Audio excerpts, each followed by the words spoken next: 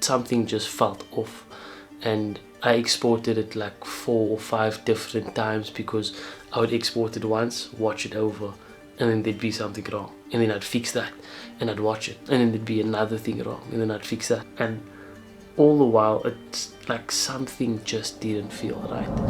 We're back to square, I want to say like 3 of like 8.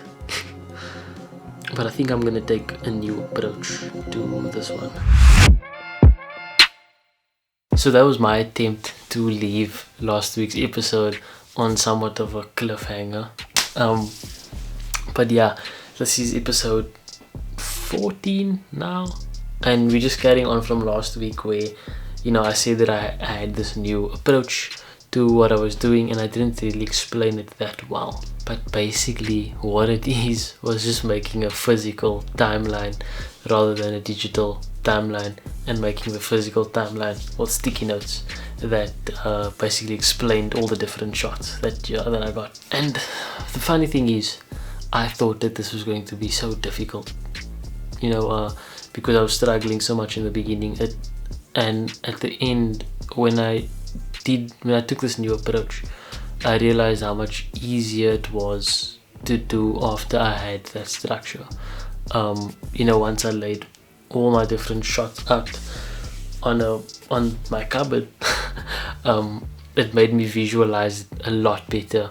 Instead of thinking about what shots I had, I knew exactly what I had, and that really helped me to choose the different shots in such a way that almost made it look like we're taking you around the space. So yeah, what you expected happened. I did finish the video. I actually finished it quite early. I think I finished it on Tuesday already, or Monday, I'm not sure, but I was quite sick on Tuesday.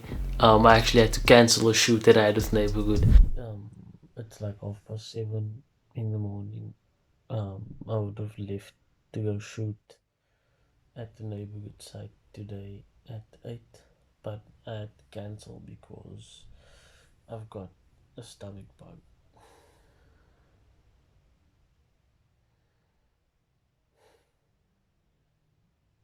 I hate this. I had some sort of bug and I was running to the toilet a lot. That's probably too much information, but this whole week's project is too much information. So I had to cancel a shoot, so I wasn't feeling super great about that. But I was at home for the whole day on Tuesday. So I just took that time to really hone in on an edit, on a really curated edit. So I got the video done on Tuesday. So I guess that's kind of the end of this whole editor's block thing. You know, I got it, I struggled with it, and then I found a new way to do it.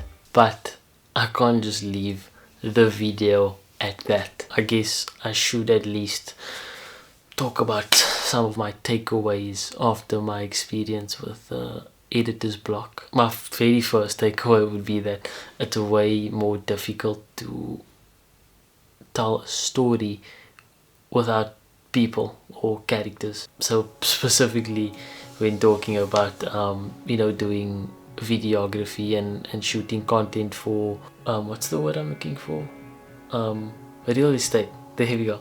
Real estate videography. It's difficult to make it like story driven if there's no characters, and I think I might have overcomplicated it a little bit to try and, you know, try to pull a story, because everything that with all my work I really try to find a story in whatever it is, whether I create the story myself or if I pull a story out of what I already got. So I think I overcomplicated it in that regard, where I was shooting a wide open workspace trying to think, oh, what's the story behind this, instead of just trying to show off the space itself. So that's definitely a takeaway. There's times where you need a lot of story, and there's times where you don't necessarily need that much story. And then also it's kind of weird whenever I run into these hiccups in the process. I almost enjoy it. It's weird to say, but I enjoy it a little bit, because it really, when you see yourself powering through these difficult trials. It's really fun for me to almost watch myself in the third person pushing even though I'm struggling, because it really shows me that, again, I say this all the time, but like for once in my life I'm actually really committed to something, because for a long time I put half of my heart in everything. So to finally see myself going the extra mile and pushing through difficult periods, it really encourages me and almost validates me in my thoughts that this is perhaps where my energy should go into. And you know what's interesting about this whole editor's block thing? I know that this is not just a one-time thing. Like, after struggling with editor's block and getting through it, it's not like, oh, now I'm just over it, I'm never gonna get it again. I know that it's going to come again, and it's probably going to be more difficult, and I'm going to be put in more difficult situations, whether it's with editing or shooting or conceptualizing or just, you know, doing whatever. I know that more difficult times and more difficult situations are ahead of me, but I'm kinda excited for it, because I'm interested to see if I'm going to be able to put in that extra effort, and that really excites me. Similar to when I go to the gym. This is the I haven't spoken about the gym in a long time, but on days when I really don't want to go to gym, that's when I almost get excited about going, because that's when you know that you are doing it for real. It's the same for me, like, you know, getting excited for these very difficult situations that I might find myself in future in my career. The fact that I'm getting somewhat excited for it shows me that I'm not doing it for, you know, extrinsic motivations. I'm not doing it to show people, oh, look what I can do and look how good I am at this. It really shows me that I have an intrinsic motivation, and that I have really, you know, I don't want to sound like a freaking spiritual guru here, but I have like pure intentions and, you know, motivations with going in to the filmmaking route, because I'm welcoming these difficult times. So that might be something to think about, you know, like in your life. In what aspect of your life do you welcome the more tough situations, because you're interested to see how you'll cope with it? What aspect of your life do you look forward to having to challenge yourself and having to push the extra mile and seeing if you can do it?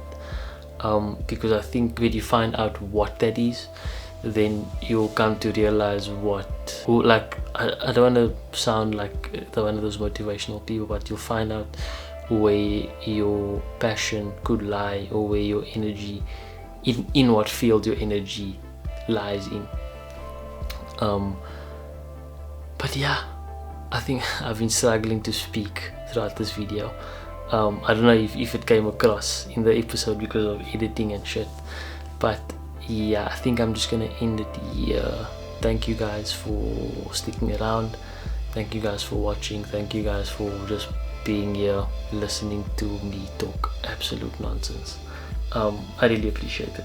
So I hope you guys enjoyed your Sunday. I hope you guys enjoyed your weekend. I hope you guys enjoy your Monday, because it's public holiday, so enjoy that, and then just crush the rest of the week for me, because I know that I'm going to. So with that being said, safety.